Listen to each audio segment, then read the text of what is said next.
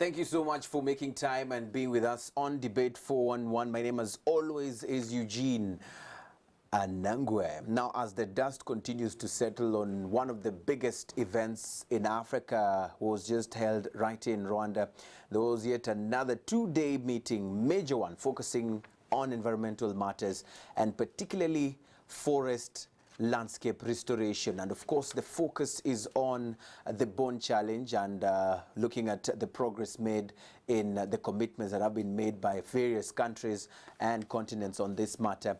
And the questions that we'll be asking ourselves today on the program is the link between the restoration process of the degraded landscapes and the forests that we have and our socio-economic being. And in the program today with me is none other than Hugh Brown, who's the Director of Operations Forest Commission in Ghana, Accra. Thank you for joining us on the program. Thank you. Also with us in the program is none other than Harrison Karnwea. Did I say it well? Karnwea. Actually, Sir Harrison, the Managing Director of Forestry Development Authority in Liberia. Thank you for joining us. Thank you. And of course, Stewart, not new on Debate 411, Global Director, IUCN from Switzerland. Thank you for joining us on the program. Now, you know, we have failed to make that connection in very many ways from the look of things. This is how it could be, categorized. That even when we lose water, when we have water shortages in our houses, in our homes, most of the time citizens are always quick to ask on the, utility that is providing water, why are you cutting off water? We do not connect the link between the availability or unavailability of this water to the trees that we have, to our forests. And so we have had this meeting going on for 2 days where African ministers of forestry in charge of environment and natural resources have been taking stock on this issue of forest restoration or the landscape restoration. And I'm going to start with you from Ghana. What or how dire is the situation that actually makes us converge in Kigali to talk about these matters? I think as a continent, particularly, the issues of land degradation and deforestation is very serious. And if unchecked, it is very likely that as a people, our source of livelihood and the basis of most economies in this sub-region or regional area will suffer greatly. Because if you look around Africa, a large number of people depend on forests and trees for the source of livelihood, for food, for water. And a lot of occupations are forest or land-based. Yes. A large proportion of our economies are agrarian. They live on the land. So if we don't manage these resources sustainably, it will get to a point where, for example, in many places now, you have to invest so much in fertilizers to even get minimal growth or minimal production from that land, which could have been avoided if we had been more sustainable in the way we had managed these resources. So it goes to the core of our lives or our livelihood. That is forest conservation. Right. So conservation is actually really important, and we've been, as you say, spending more now fertilizing this land, which before was not actually requiring too much fertilizer. But Sir Harrison, the issue here is, do these farmers know that this has been caused by the issues of, degradation of these forests and encroaching in this forests of ours? I mean, are we creating that link? It's a new thing in my country. I can tell you that we still have the biggest forests in the sub-region. Yeah. So what we are doing now is taking preemptive action. To sensitize the people as to the danger of forest degradation and deforestation and the impact that it will have on our economy. So in our forestry reform law of 2006, we are mandated to sustainably manage the forest, including setting aside 30% of the remaining 30% plus of the remaining rainforests in Liberia as protected areas and parks. Besides that, the government has suspended granting forestry concession to any companies except through a community forest management agreement, meaning that only the communities can apply for their forests to manage it sustainably, and then when they have been granted the rights, they assign it to the exploiter who enters an agreement with them.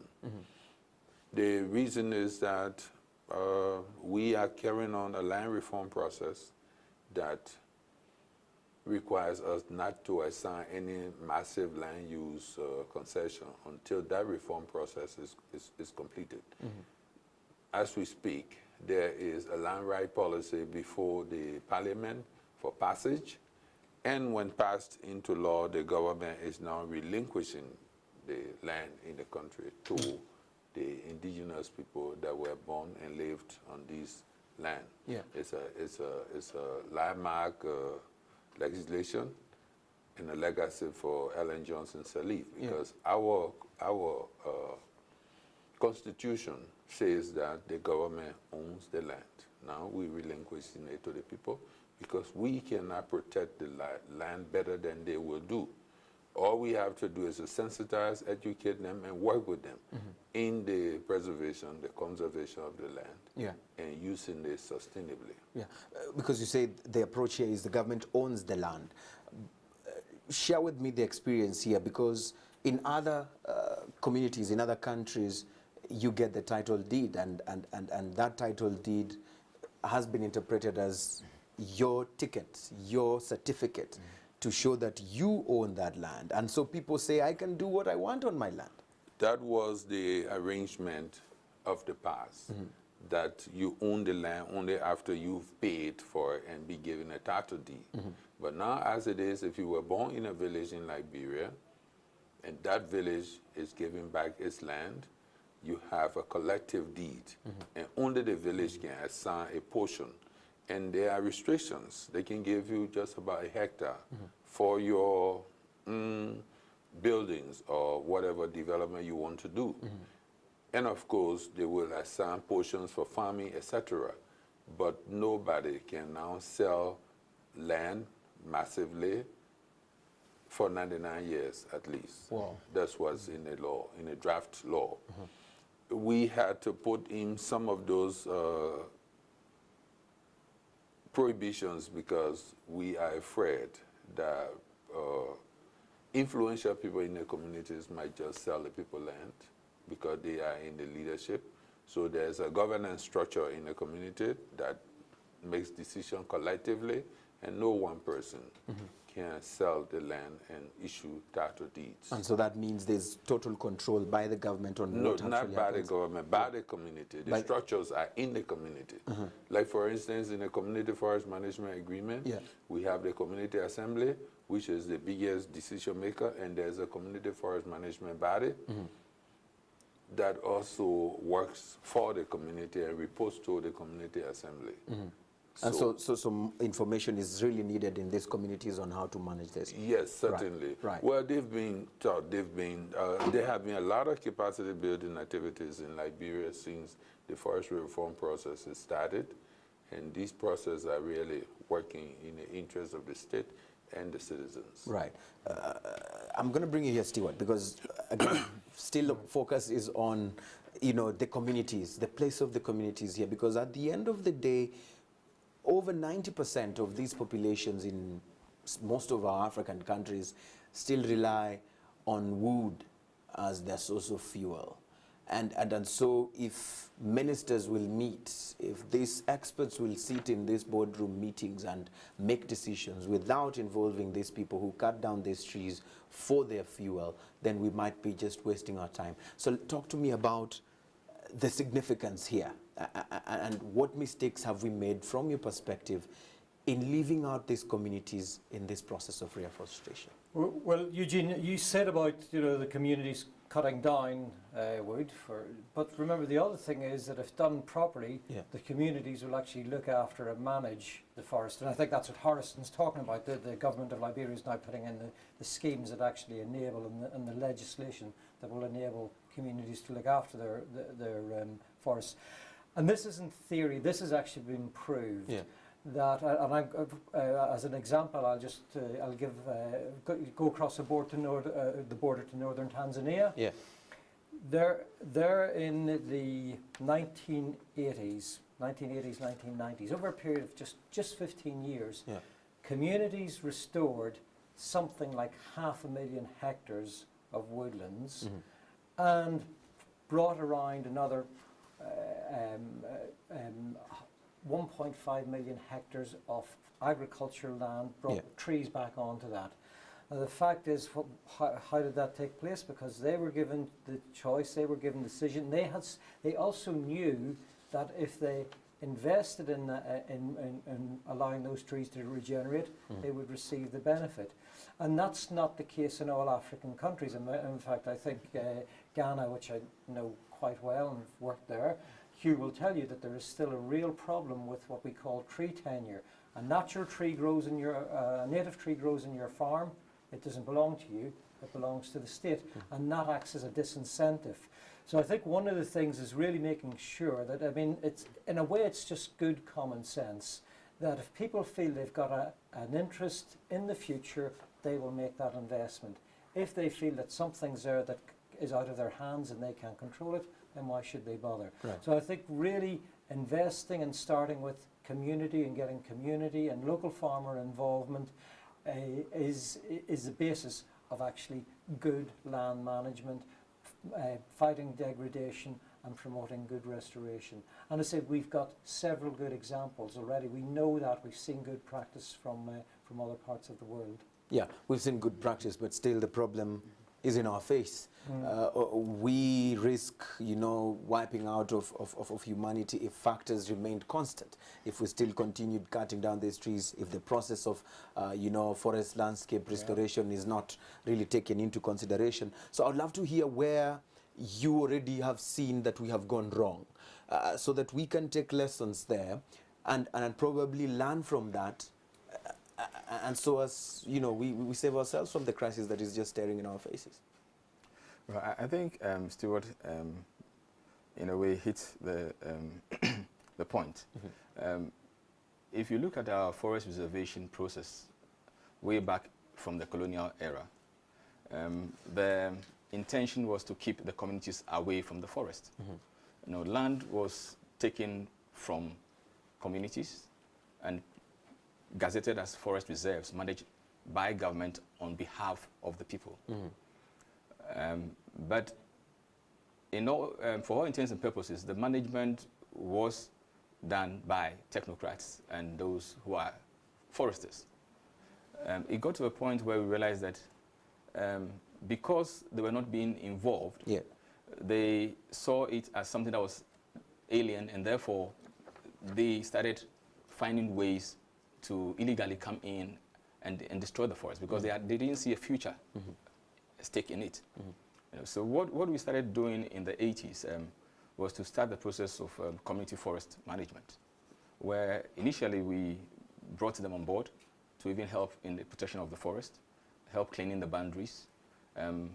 Then some inventories were done collaboratively with them, all in a bid to bring them to understand that it is a collective property.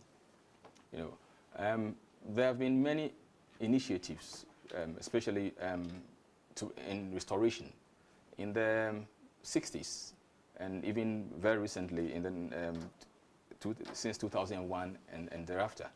What we've done as a government is to bring on board forest fringe communities to replant degraded forest areas. And unlike what was done in the 60s, where we use the Tonja system, what the Tonja system is simply you give land to peasant farmers, they plant their food crops, and then the Forestry Commission plants the tree crops. Then after 2 or so years of harvesting their food crops, the trees form a canopy, and then the farmers leave. And then the management goes back to the Forestry Commission. Now, what we did in 2002 was that in addition to they harvesting their food crops, government granted them a 40% share in the forest estate. Yeah. So immediately they became interested in the long-term survival of the trees they had planted. Unlike in the 60s, where they planned and made sure that the trees do not grow to form a canopy, so that they can continuously farm the area. Farming, yes. So then it became a win-win. And that has helped us, and under that scheme, we've, since between 2002 and 2008, when the scheme more or less ended, we reforested about 74,000 hectares of degraded land. Yeah. And for about the past 2-3 years, communities come and take their share. Because most of these trees, we are doing the first commercial thinnings and second thinnings. Right. But how do we negotiate this, shares? Because at the end of the day, that's another issue. You're saying it's win-win, but they are getting 40, government is getting 60. No. Or the other managers are getting 60. Government takes 40, the community takes 40, the chief, the traditional authority, takes 15%. Okay. And 5% is paid to the local authority to be used in community infrastructure development. Wow. So that's how it's shared. Right. And what we arrived at this because there was an independent team that looked at the contribution, because they help us tend and put a value or valued their contribution to the investment. Yeah. Then government's contribution, and then the chief being the landowner. And so it was shared proportionally. Wow. So this is what we need to do. I mean, at the end of the day, someone will argue and say, all right, so if there's no incentive like this one, that there is a share that they're getting, then they will not be involved in there. And they would argue that probably we are teaching them the wrong way. Let them first understand that this thing is important. Whether I pay you a share or not, you have to conserve it. You have to take care of it. Well, definitely. Can I chip in something? Yes. The government wasn't like a good Father Christmas who wanted to just give out. We realized that we had large areas of degraded areas, and we didn't have the funds to do it. So if we're going to hire labor to get it done, there was no way it was going to be done. You had the communities who were living nearby who were prepared to volunteer their labor. So it wasn't just an idea of, yes, we wanted to do good. The situation called for it. So in the end, you get the labor done, and they get their commission in there. Yes. Back to that question, I'm still going to push on that, because that's the argument by so many people. Well, definitely, the communities are number one. Yeah. In everything that we try to do at this time. And that's why I said yesterday that governance had changed in Africa. Initially, people were just imposing on the people. All we need to do is to show the way, and the people themselves follow. Even all of the areas that we have under protection are co-managed by the communities and the Forestry Development Authority. Now, when it comes to benefit sharing, even in commercial logging, the communities are entitled to 30% of land renter and administrative fees. The counties, that means the region, are entitled to 30%, and the government of Liberia is entitled to 30%, 10% to us for conservation. Okay? So, community forest management agreement, the communities collect 55% of the land renter, the government takes 45%. They enter agreement with an exploiter, operator, who pays them royalty on the timber that they extract. They sign social agreement. In the social agreement, they can demand anything that is affordable, because if there's no school in the area, they ask for school. If there's no good road, they ask for road. If there's no clinic, they ask for clinic. So they get more than they used to have when the government in Monrovia sits there and grants concession in the interior and tells the guy go there and operate. And in most cases, they go and drive people away from their home, their ancestral land and other things. Today, the communities make the decision. because they are living off the forest. So conservation has taken that into consideration, that you bring them on board to help to conserve the land. So new thing that we've started now is production and protection. Together with our partners, we're going to facilitate them establishing smallholder plantations of oil palm and other tree crops in favor of protecting a certain parcel of land that it continues to mitigate climate change and global warming. So these are some of the new things that we are introducing in the forestry sector to help us conserve forests as we carry on producing for our own consumption and, of course, to support the economy. Right. So it has to have, you need to have a community that is also vocal, that speaks out and demands for results. Because you said if they don't see the roads, they will ask for those roads. You can be sure that all of us are under the watchful eyes of local CSOs, civil society organizations, NGOs, international and national. And so the transparency is there, wide open. As a matter of fact, the forestry sector in Liberia is the most transparent because we have a multi-stakeholder, national multi-stakeholder monitoring committee that meets once every month. We discuss everything in the forestry sector. No decision we can make that had not been sanctioned in these kind of meetings. Then we have, it has to be vetted nationwide, regionally and nationally. So you can be sure transparency is the order of the day. We've entered the agreement with the European government that wants to make sure that whatever leaves our country had been harvested legally, and that legality matrix includes everything. You have to talk about labor, you have to talk about health and social welfare, you have to talk about payment of taxes, and the taxes being distributed according to the laws of Liberia. So if the government reneges on those promises that were made in the law, you can be sure the timber is illegal. We are not going to issue a legality assurance certificate. Right, and these things are followed to the latter. These guys are a little bit ahead of us. We haven't started to issue an FLAG-T certificate. FLAG-T is a Forest Law Enforcement, Governance and Trade.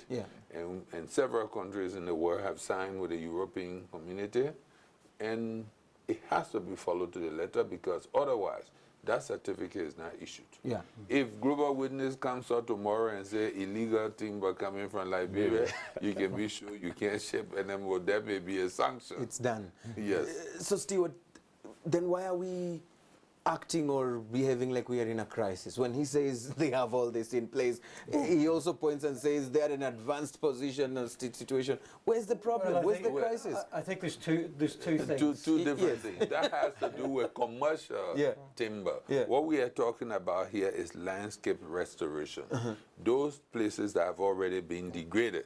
And of course, being mindful not to degrade some more further.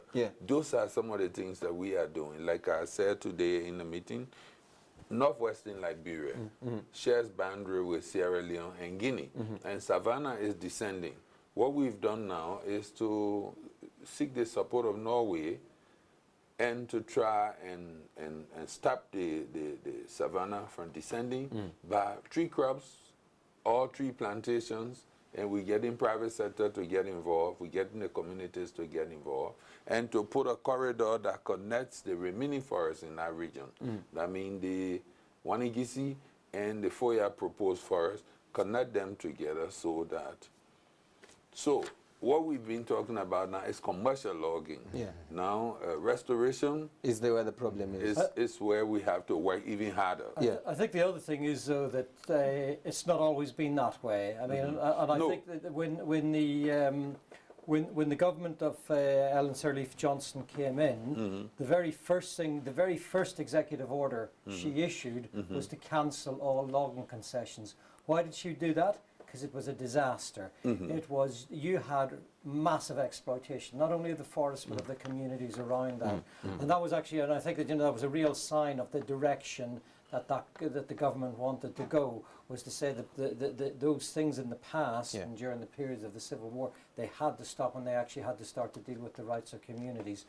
I think the other thing then is, as Harrison said, we have got a lot of degraded landscapes out there. In Africa, we reckon there's probably something like 700 million hectares, 700 million hectares of land that could benefit from some type of intervention to restore its goods and services, the landscape restoration that Harrison was talking about.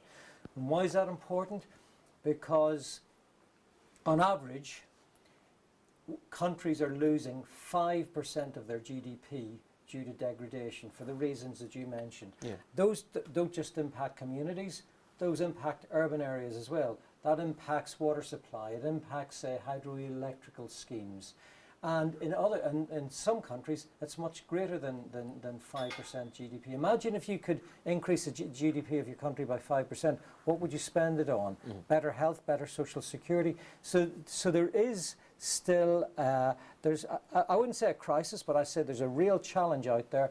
And importantly, there's a real opportunity as well to actually start to processes now that will benefit local farmers, benefit communities, and critically actually contribute to national economic growth as well. Right. You increase your GDP by 5%. I mean, that's massive.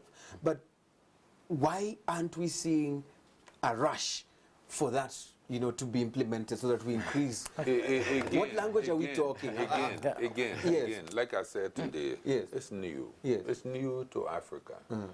Even though some people have seen it earlier and have started to take action, it's actually a little bit new. Our people did not know that the shifting cultivation that they were doing, slash and burn, move from place to place, was actually depleting the forest. It's now that they are getting to know, because somebody who knows is telling them, what you're doing is going to be like this. I come from a village where, when I was younger, you can just go behind the house and you see monkeys, and you can see some wildlife. Today, you hardly see a squirrel. The only thing that has happened in that area is that our people have planted rubber massively, and so rubber trees have reforested the area, but wildlife are gone, okay? So if it comes to canopy cover, other things we have, but we've lost all of the wildlife because they either being eaten or have migrated to other places where there's still forest. Right, Can I just add, though, that Harrison's right, it's new. But here's the good news.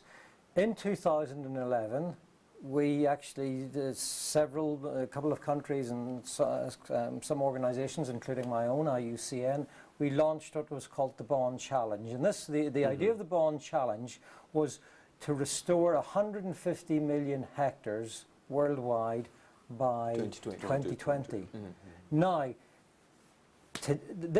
over the last 2 days, we had a momentous point because we hit the 2/3 mark. So 100 million hectares have now been committed by governments, and those last 3 commitments came in from African countries, from Guinea, from Côte d'Ivoire, and the Central African Republic.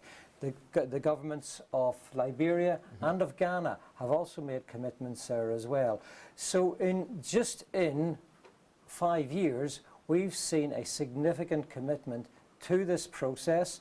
We have been sitting with senior government officials, with 3 ministers over the last couple of days, and we came out with actually what I think was a very, very far-sighted and bold statement about how to move forward. So while Harrison says it's new, and he's absolutely right, one of the encouraging things is we're starting to actually see progress. We're seeing momentum, and also preparedness to deal with some of the difficult issues like funding, and how do we actually start to get more creative? How do we bring the private sector involved? The issues you mentioned of community involvement, community rights, all those are on the table as we talk about how to move forward. Before we go for the break, just before we go for the break, this commitment, because it's important for our audience also to understand, that have been made over the last 2 days and some of the couple of months that have come, are this just podium announcements, pledges, or actual land that you can go and touch and sit on and stand and jump around on? Okay, well, if I can just if I can just speak for the experience here in Rwanda, this is real places. This is in, for example, the government has got a big investment going into the Gishwati Mukura area. As you know, Eugene, that's now the remnant areas of forest are now a national park, but there's a big effort going in to do restoration there. My organisation, IUCN, is working with the Rwanda Natural Resource Authority and the districts of Gatsibo and Gachumbi on exactly the same thing, another restoration initiative around there. And these are restoration initiatives not to regreen or to make things pretty or beautiful. They're about getting agricultural productivity back into land by putting in trees that fix fertilizer, that stop soil erosion, that actually that maintain the health of soils. So you're starting to see those initiatives. Hugh's talked about some activities in Ghana, and Harrison's already said that with Norwegian help, they're doing work in Liberia. So it's early days, but these are not just paper pledges. There's actually there's several actions on the ground that you can point to. Not paper pledge for you? Just one line, yes, no, we go for the break. I would say yes and no. The pledge is what you aspire to achieve within a set time. Now, getting to the end point requires some resources and support. And so the pledges are dependent on those support and assistance. So meaning if we don't get those support and assistance, we will not achieve the target we've set. Same with you, Liberia? Yes. But one of those good things that have happened also for forests is that almost all of the consumer goods companies in the world have themselves agreed that they should not cause deforestation by producing their products, such as oil palm. They have the RSPO, which is Roundtable for Sustainable Palm Oil. They cannot cut down high conservation value forests and high carbon stock forests. No way. Nobody will buy their oil. They cannot market it. So even the beef producers, last December I was in Amsterdam for a meeting with the European community. Amsterdam was taking, because the Holland was taking over the presidency, and they wanted to hold discussions with the various people, and I was one of the panelists. The idea is that whatever they consume in Europe now, they will not buy from you if you are cutting down forests to produce. It can be beef, it can be palm oil, it can be cocoa, coffee, whatever.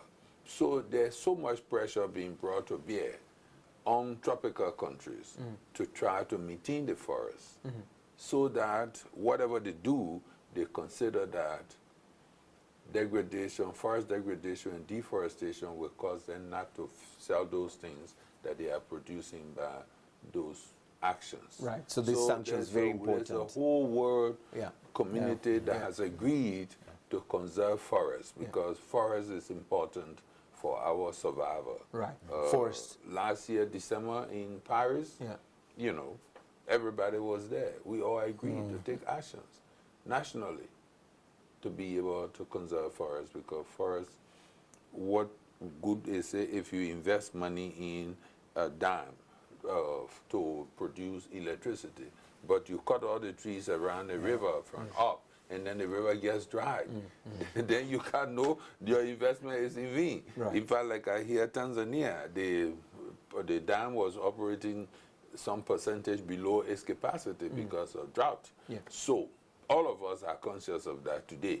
Any national planning, we have to take into consideration forest conservation to boost its growth. Otherwise, we will be doing nothing. We're going to take a very short break. Of course, when we come back, we move the conversation forward.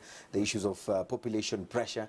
We are giving birth and multiplying and subduing the earth, as we were told in the Holy Book. But how is that of, you know, a challenge to this process of conservation? When we return, do stay with us. Keep tweeting for those who are already tweeting. And of course, I'm liking this because this is that moment, or one of those educative sessions. So just sit back, relax. Don't even bother tweeting, actually. Just get educated on these matters. And of course, we'll be coming back in a very short while. The hashtag is debate411, and I'll see you in the other side of the break. Stay with us.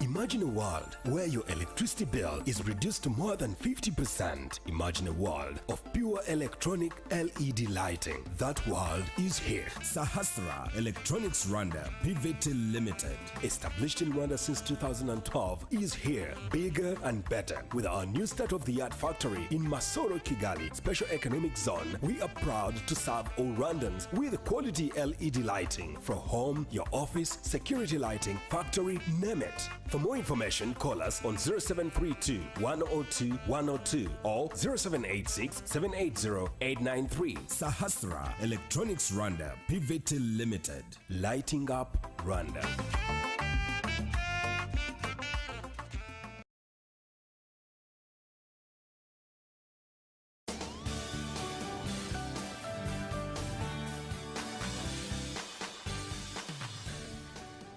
Nakumat, you need it. We've got it. Talk to us today. When quality matters, you can count on Nakumat Supermarket. Since we don't just believe in high standards but also maintaining them, we are ISO certified across East Africa to guarantee your peace of mind. Nakumat, you need it. We've got it. Talk to us today. nyine urabizi ko nakubwiye ko nshaka kuba meya sibyo ariko nyine kugira mbe meya bisaba kuba nzwi n'abantu benshi cyane kandi nta bantu banzi wowe wabimfashamo ariko ni byiza ushaka kuba meya umva nkubwira ikintu uzakora abantu bose bagomba kubanza bakagukunda ubundi ukazaba meya yego nyine ariko niwe ugomba kubimfashamo nyine umva nkubwira ukuntu bigenda uragenda ugashaka abaturage benshi bakagukunda ugakora groupe z'urubyiruko ariko bisaba ikintu kimwe amafaranga se utagira.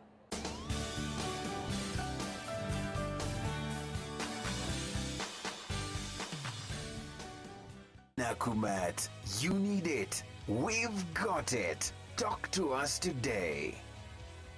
When quality matters, you can count on Nakumat Supermarket. Since we don't just believe in high standards but also maintaining them, we are ISO certified across East Africa to guarantee your peace of mind. Nakumat, you need it. We've got it. Talk to us today.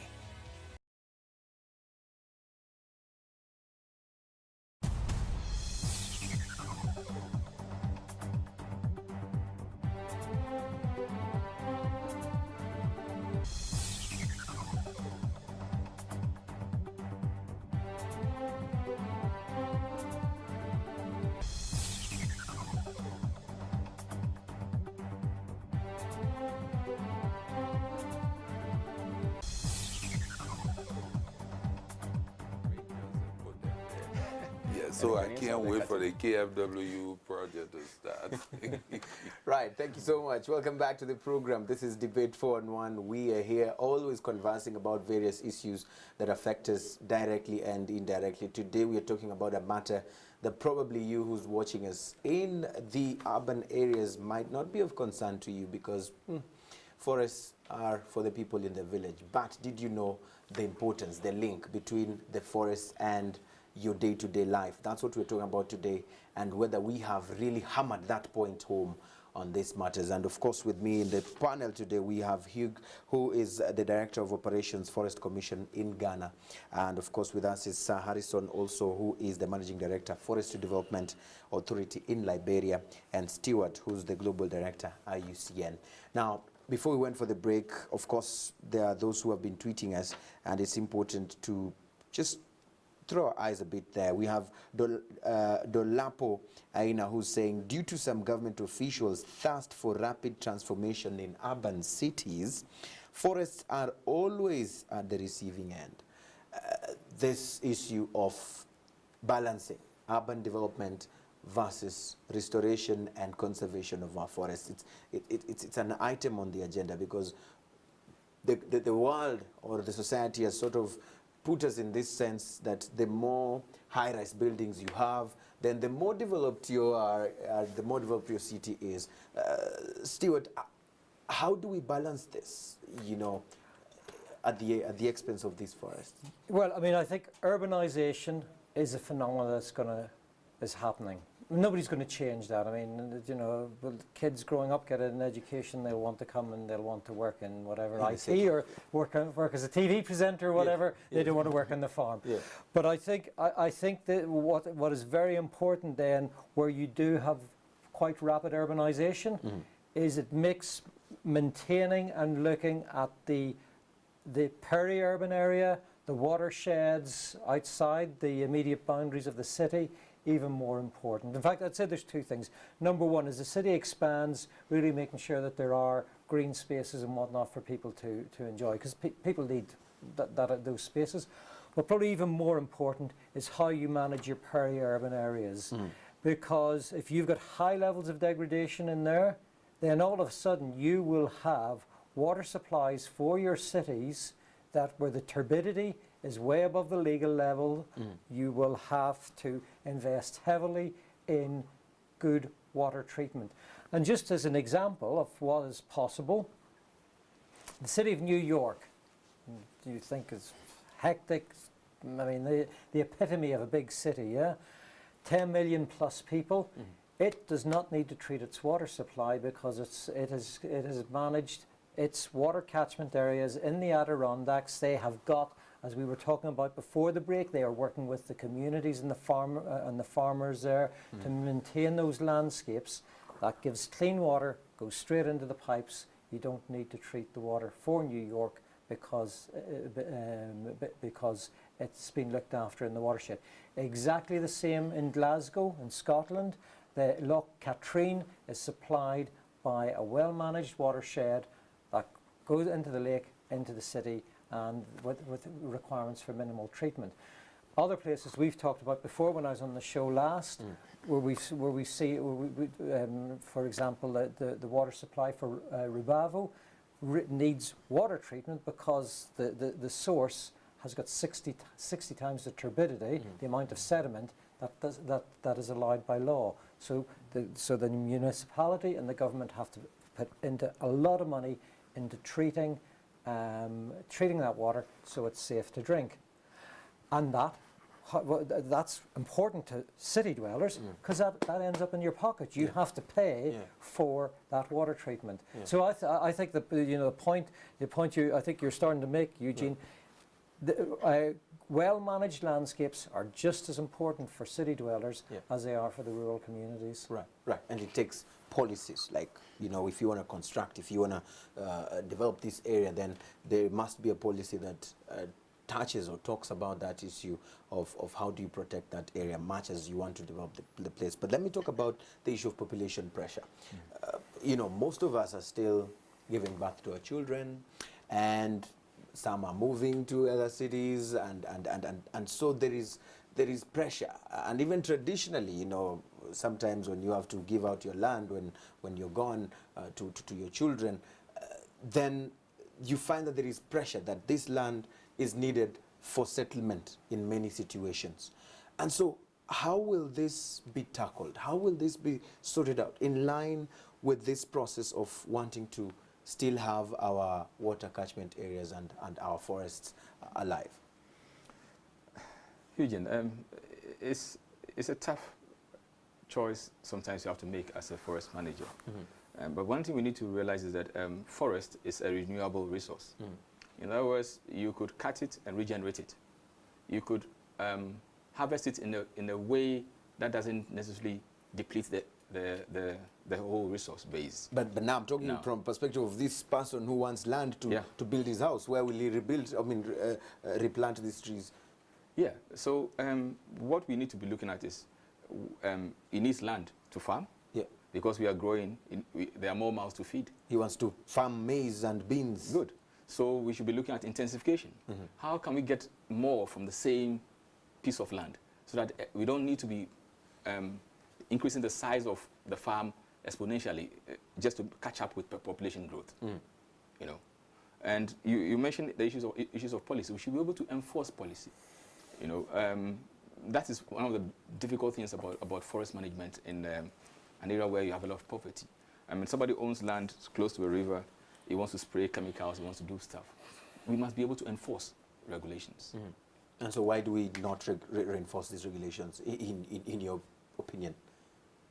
What makes it difficult to do this? Law enforcement sometimes is not a very easy thing because it's cross-sectoral. You might be a forest manager, you might need the assistance of a police, a judge, and other local government.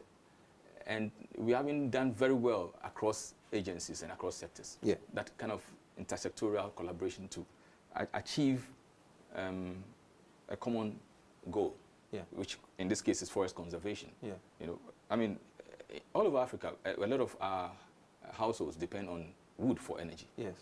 So the more people you have, the more trees will go down. Cut. Yes. No. Why are we not looking at alternatives? Yeah. Or coming up with more efficient ways of converting wood into charcoal? Yeah. Alternatives are actually there from what I know, from what I see. The argument has always been these other alternatives are not that affordable to us. Sir Harrison, in your opinion, you know, we have, you know, gas cookers, we have electricity, we have solar, but people will say, yeah, that one is just too expensive for me. I'd rather buy the charcoal. Two containers of charcoal is enough to push me for a whole week. Well, I tell you, my country is quite the opposite.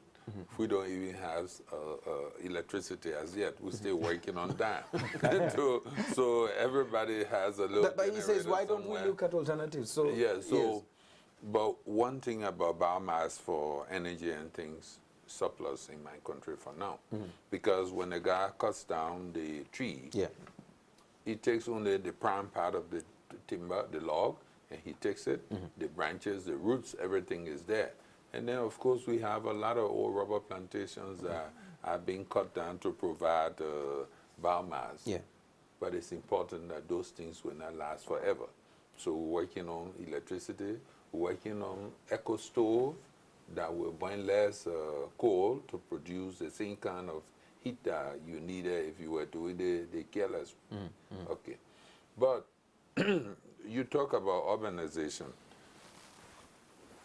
Trees and homes can cohabitate.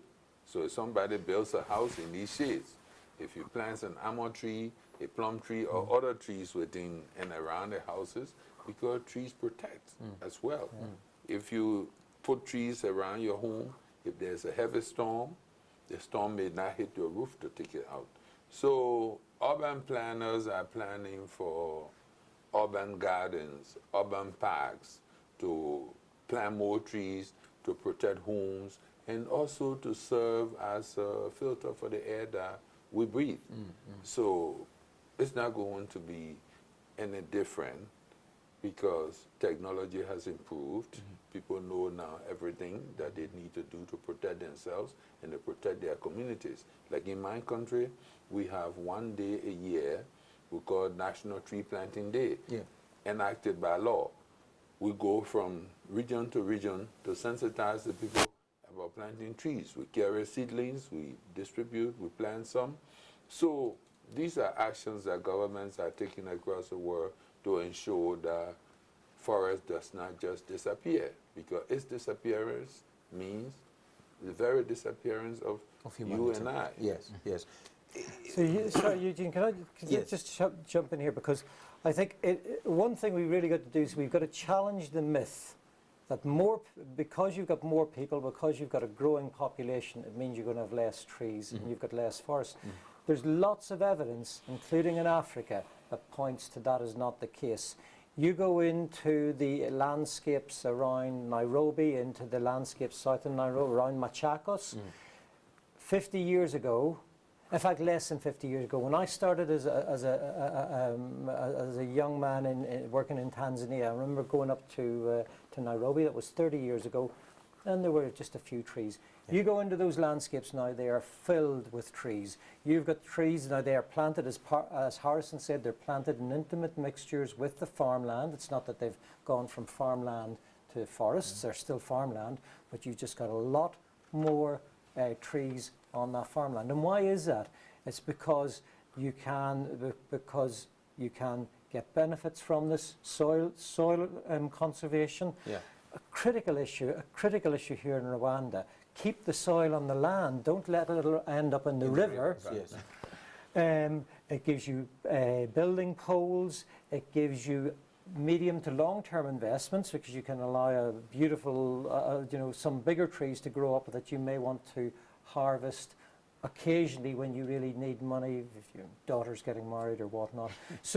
And people have got all these strategies, and what has happened is you have seen an explosion of tree-filled landscapes. That's why we're in this business and excited about forest landscape restoration, because it's not just some dream. There's lots of evidence to show how that's happened. Yeah. You look at other countries as well.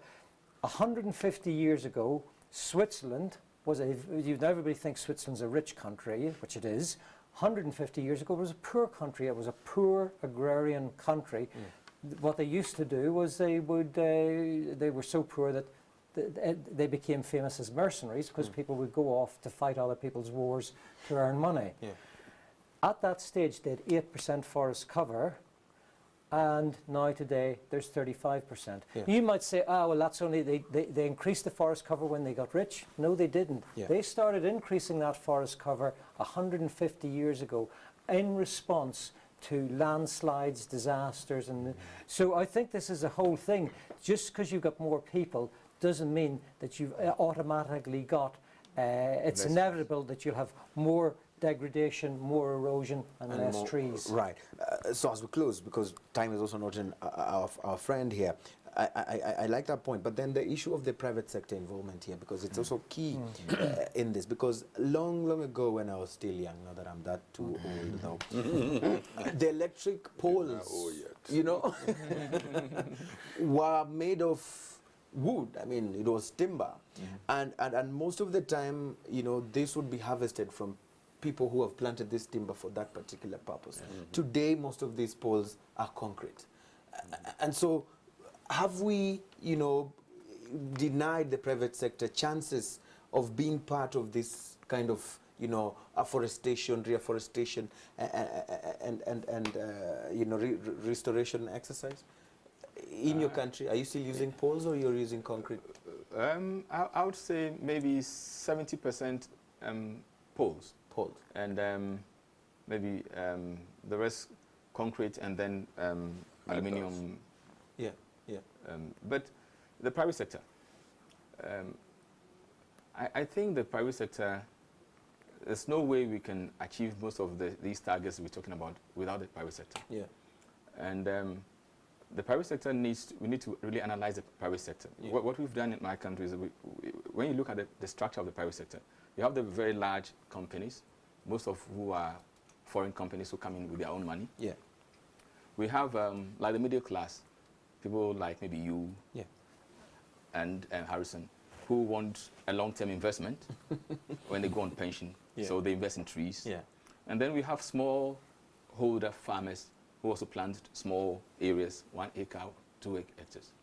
And we've realized that for the smallholders, basically what they need as a push is to get seedlings, good quality seedlings, and technical support in terms of extension.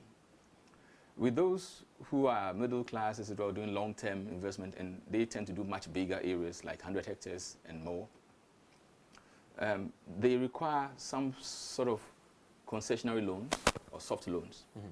So as far back as 2000, the year 2000, the government established what we call the Forest Plantation Fund, which gives out loans and grants at subsidized interest rates. Subsidized interest rates. Yes. And this money comes from levies charged on the exportation of air-dried timber.